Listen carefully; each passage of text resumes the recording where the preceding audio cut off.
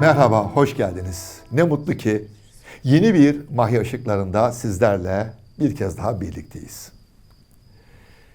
Bizler doktorlarımızın adlarını yakın tarihte öğrenmeye başladık. Hani 2. Mahmut 1827 yılının 14 Mart günü ilk tıp eğitimi veren fakülteyi açtı ya, Mektebi Tıbbiye Adliye-i Şahane. Ondan sonra doktorlarımızın adları kayıt altına alınır olmaya başlandı.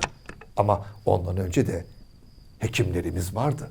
İşte onlardan birini anlatmak istiyorum bu akşam Mahya Işıkları'nda sizlere.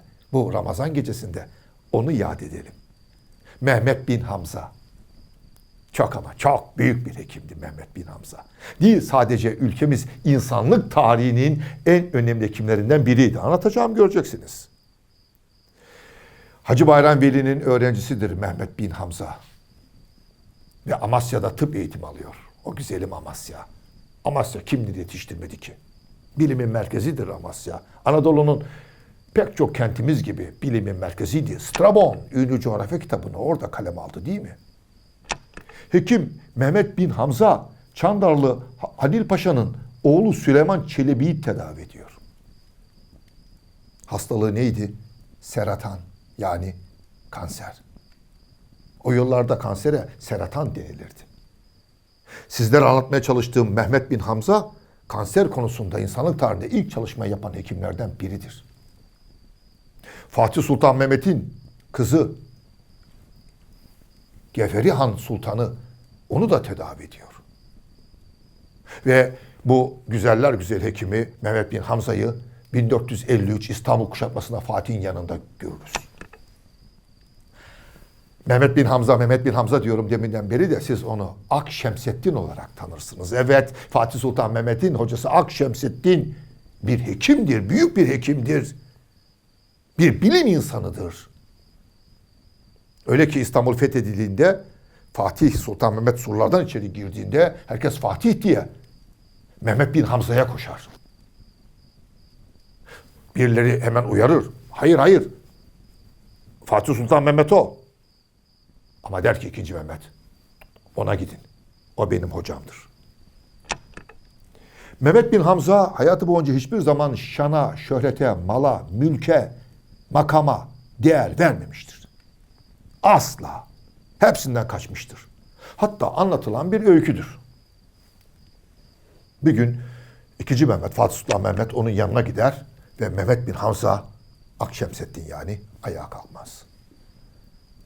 2. Mehmet'in hoşuna gitmez bu. Ahmet Paşa'ya bunu anlatır. Yani nasıl olur da ayağa kalkmaz? Ahmet Paşa der ki 2. Mehmet'e, efendim hiç kimseye kısmet olmayan bir başarı size kısmet oldu ya, bu belki sizde biraz bir kibir öne çıkardı.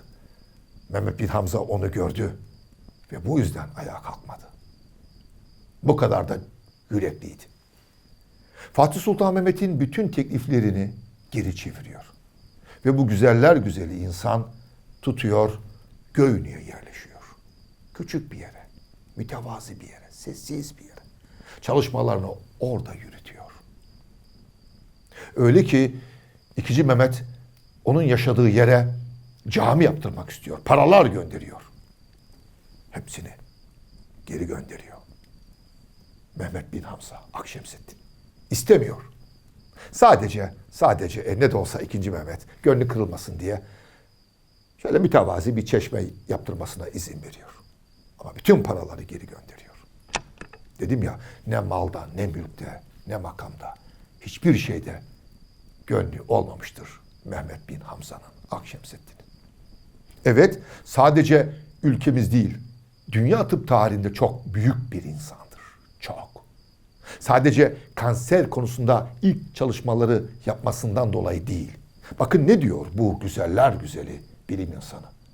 Yüzyıllar önce diyor ki, kimi hastalıklar her insanda ayrı ayrı oluşmaz. İnsandan insana bulaşıcı şekilde ilerler. Bu tür hastalıklar gözle görülemeyecek kadar küçük tohumlar sayesinde yayılır. Şimdi açın dünya literatürünü. Mikrobu dünyaya tanıtanın Pasteur olduğunu görürsünüz. Doğrudur. Ama ondan yaklaşık 400 yıl önce Mehmet bin Hamza mikrobu tanımlayan ilk hekimdir. O güzelim Mehmet bin Hamza, yani Akşemseddin. Onun da bu Ramazan gecesinde ruhu şad olsun. Şu salgın hastalık döneminde bizler için mücadele eden, sağlığımızı bize kavuşturmak için hayatlarını feda eden bütün sağlık çalışanlarımızı da bir kez daha saygı ve rahmetle analım. Yarın yeniden aynı gün, aynı saatte birlikte olalım. Sürçülisan ettiysem